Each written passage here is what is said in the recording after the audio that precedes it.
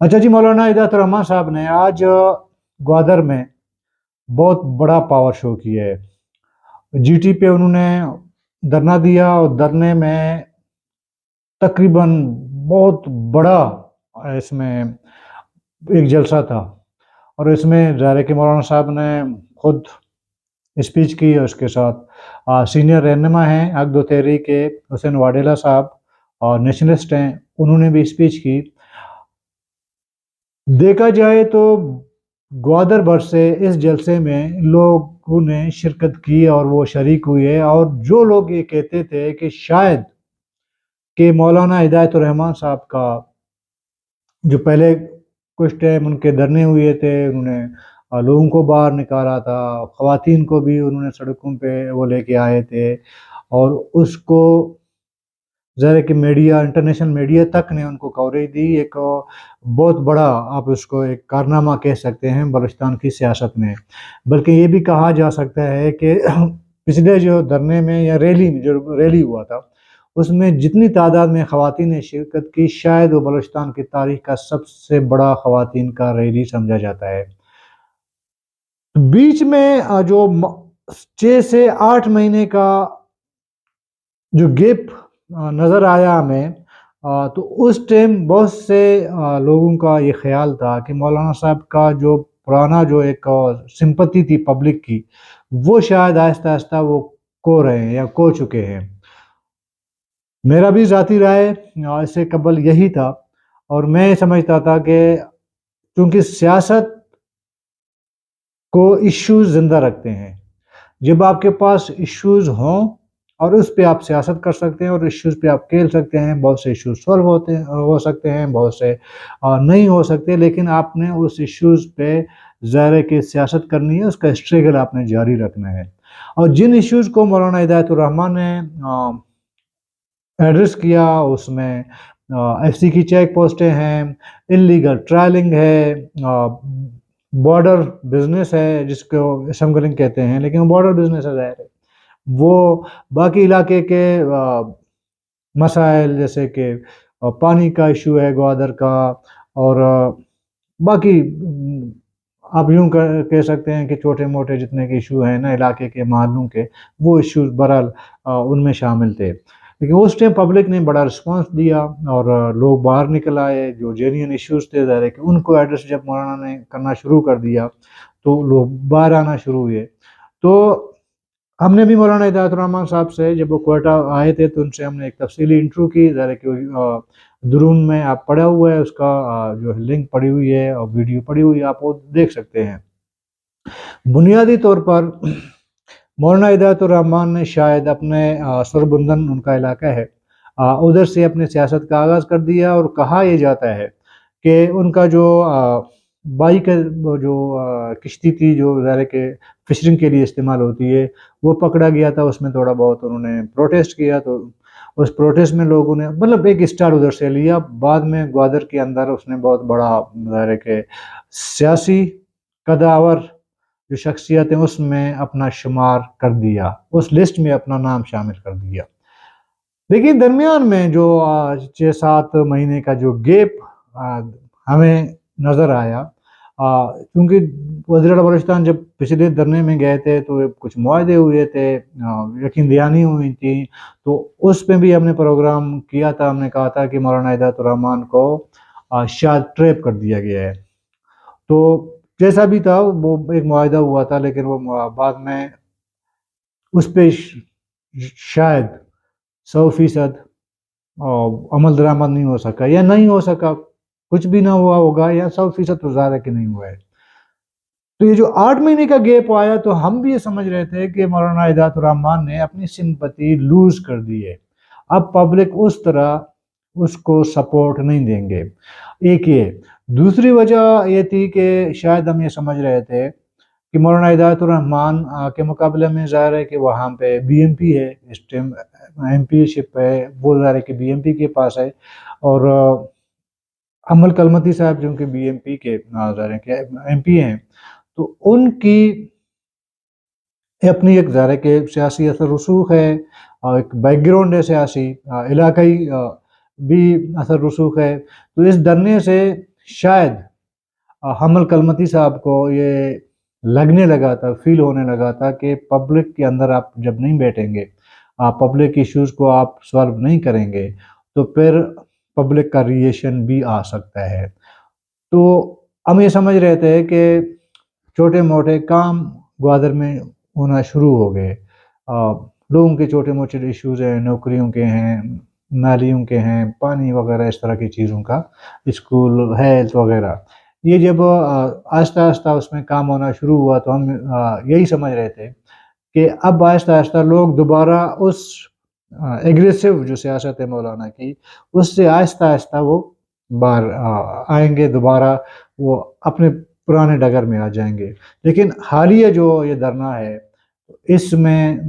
ہمارے جو خیالات تھے، جو ہماری پیشن گوئیاں تھیں، شاید اس کو غلط ثابت کر دیا۔ تو جتنا بڑا کراؤڈ مولانا لے کے آئے ہیں، لیکن پچھلے پروگرام میں ہم نے مولانا ہدایت الرحمان پہ کچھ تنقیدی جائزہ لیا تھا، لیکن اس تنقیدی جائزہ کا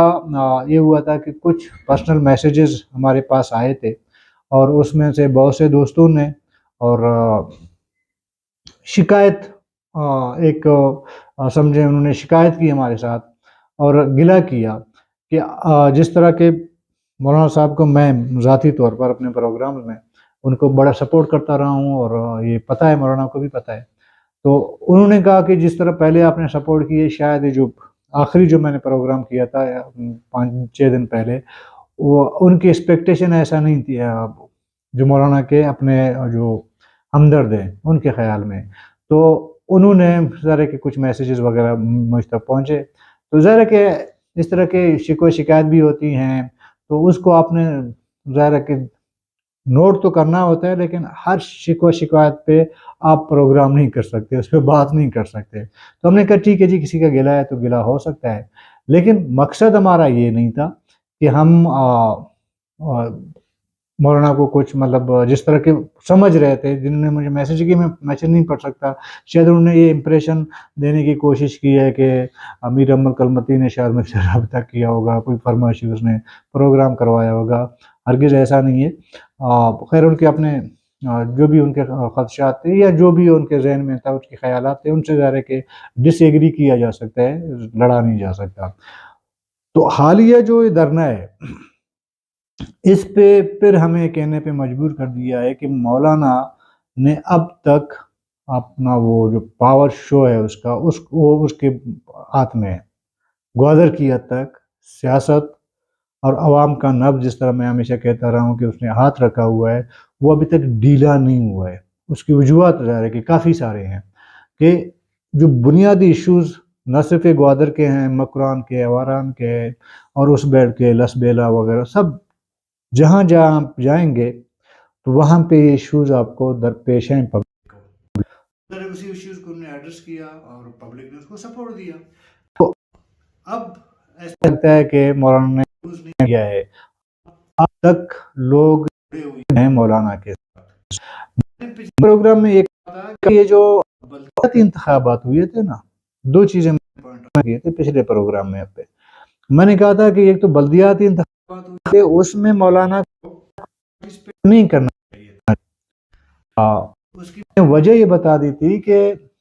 جو لوکل باڈیز ہیں ان کے پاس اختیار نہیں ہوتا، ان کے پاس نہیں ہوتا، ان کو آفیسز نہیں ملتے۔ جب آپ کے پاس فنڈ نہ ہو، اختیارات نہ ہو، آپ تو لوگوں کی ایکسپیکٹیشن، امیدیں بڑھ جاتی ہیں آپ پہ۔ وہ یہ امید رکھتے ہیں کہ آپ جو چھوٹے چھوٹے ایشوز ہیں وہ حل کریں گے، کونسلر پہ، ڈسٹرکٹ کے لیول پہ، تحصیل کے لیول پہ وہ مسائل حل کریں گے۔ جب آپ کے پاس وسائل نہیں ہوں گے، اختیارات نہیں ہوں گے، تو آپ وہ ایشو سالو نہیں کر سکتے، وہ مسئلے حل نہیں کر سکتے، جس کی وجہ سے آپ اپنی آہستہ لوز کرنا شروع کر دیتے ہو۔ میں نے مولانا کو پچھلے پروگرام میں ایڈریس کرتے ہوئے کہا تھا کہ یہ غلطی تھی، آپ ٹھہر جاتے، ایک اگر صوبے میں اگر آپ حکومت میں آ جاتے یا اسمبلی تک آپ کی رسائی ہوتی، اس کے بعد نچلے سطح پہ جو بھی لوکل باڈیز آ جاتے تو ایک چین بنتا۔ اس وقت ظاہر ہے کہ صوبے سے ڈسٹرکٹ کا کوئی چین نہیں ہے، ایک دوسرے کے مخالف ظاہر ہے کہ آئے ہیں۔ اس طرح کا ان کو ریسورسز جس طرح کی ان کی ایکسپیکٹیشن ہے، جس طرح وہ سمجھتے ہیں کہ ہمیں ملنا چاہیے. ایک میں نے کہا یہ وجہ ہے شاید مولانا کو میں جو سمپتی ملی تھی وہ لوز کر سکتا ہے. دوسرا میں نے کہا تھا لیکن مولانا نے ایک بہت بڑا دعویٰ کیا تھا، قائم ہوں میں، یہ بات شاید آج کے بعد بھی کہہ رہا ہوں، اس سے پہلے بھی میں کہہ چکا ہوں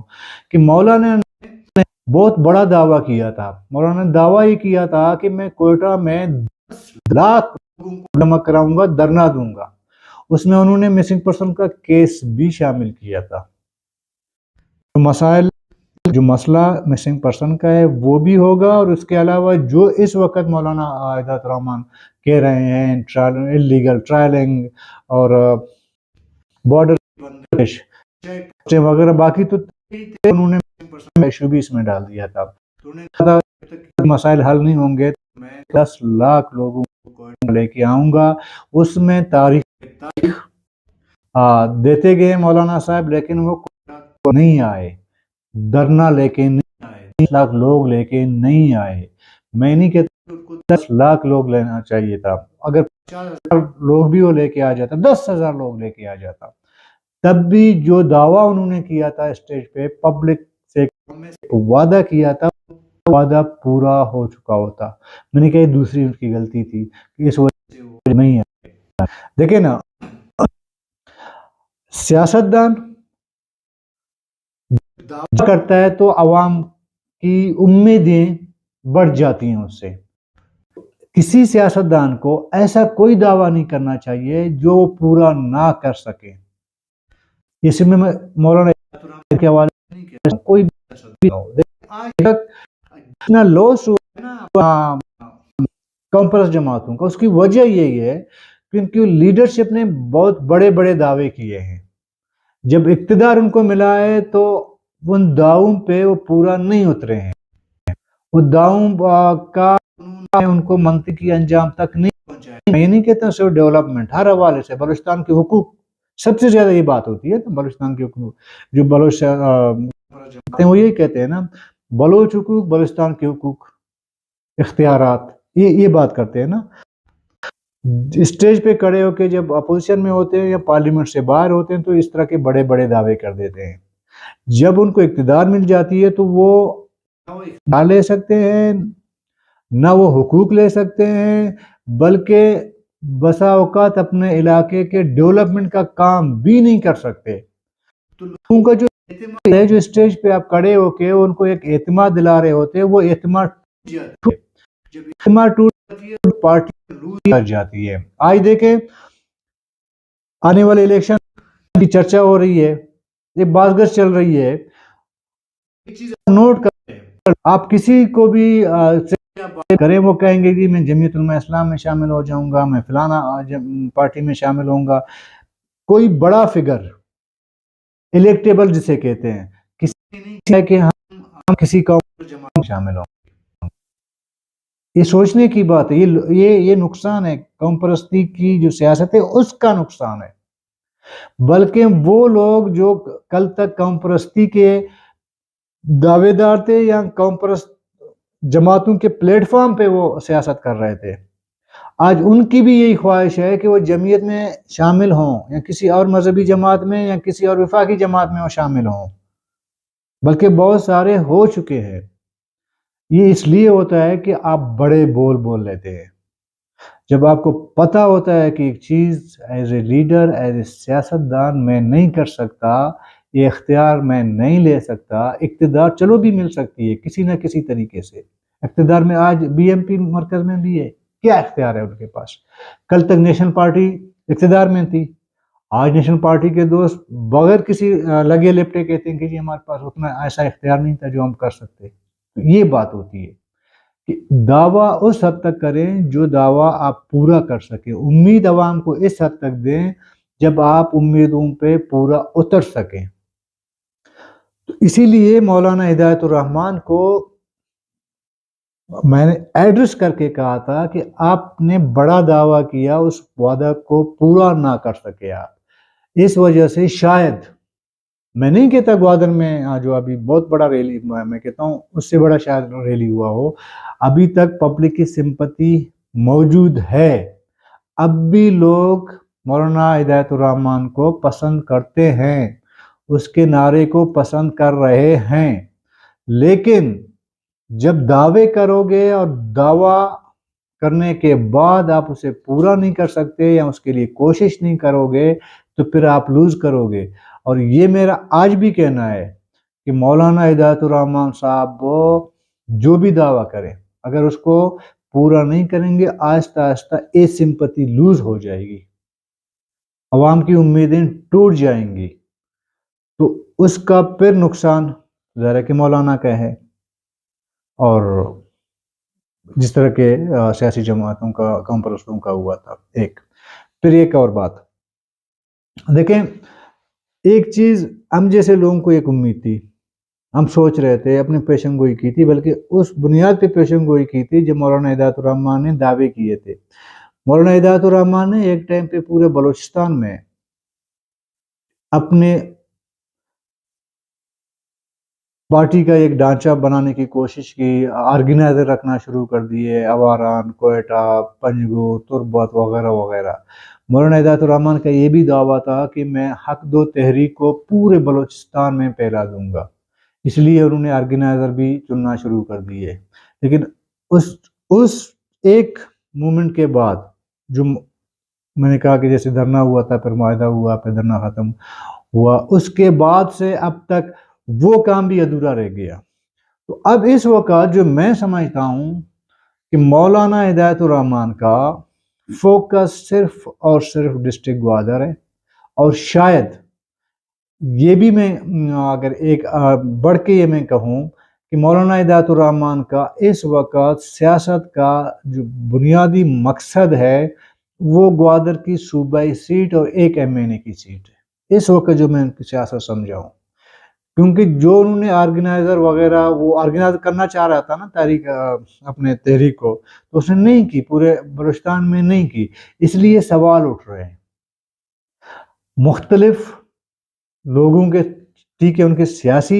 مخالفین جو سوال اٹھاتے ہیں وہ اپنی جگہ، لیکن عام ہمارے جیسے لوگ بھی اب سوال اٹھانا شروع ہو گئے کہ آیا یہ مومنٹ صرف گوادر کے لیے تھا؟ آیا اس مومنٹ کے پیچھے کوئی نہیں ہے، کوئی ہینڈلر نہیں ہے، کوئی کہنے والا نہیں ہے، کوئی اسکرپٹ رائٹر نہیں ہے؟ اس لیے میں مجبور ہوا اس سوال کرنے پہ، کیونکہ آپ نے بہت بڑا دعویٰ کیا تھا وہ 10 لاکھ والا کوئٹہ آنے کا، وہ آپ نے نہیں کیا، تو اس کا مطلب آپ کو کہیں سے اجازت نہیں ملی ہوگی، تو اس لیے آپ نہیں آئے۔ تو یہ سوالات ہیں، یہ سوالات اٹھتے جائیں گے، جو غلطیاں ہوں گی ظاہر ہے کہ ہم سوال تو اٹھا لیں گے، سیاسی ورکر بھی اٹھائیں گے، سیاسی مخالفین بھی اٹھائیں گے، ہمارے جیسے لوگ بھی یہ سوال اٹھائیں گے۔ اور ایک اور وجہ اس لیے میں کہہ رہا ہوں کہ اس وقت مولانا کی سیاست کا محور اور مقصد صرف گوادر کی ایک MNA اور یہ MP سیٹ ہے، وہ اس لیے بھی کہتا ہوں کیونکہ جب بھی میں مولانا کا آپ اسپیچ سنیں اس میں BMP ہی ٹارگٹ ہے، سمجھ گئے نا آپ؟ اور BMP اس لیے ٹارگٹ ہے کیونکہ BMP کا گوادر میں MP ہے، وہ اس ٹائم اسمبلی میں بیٹھے ہیں،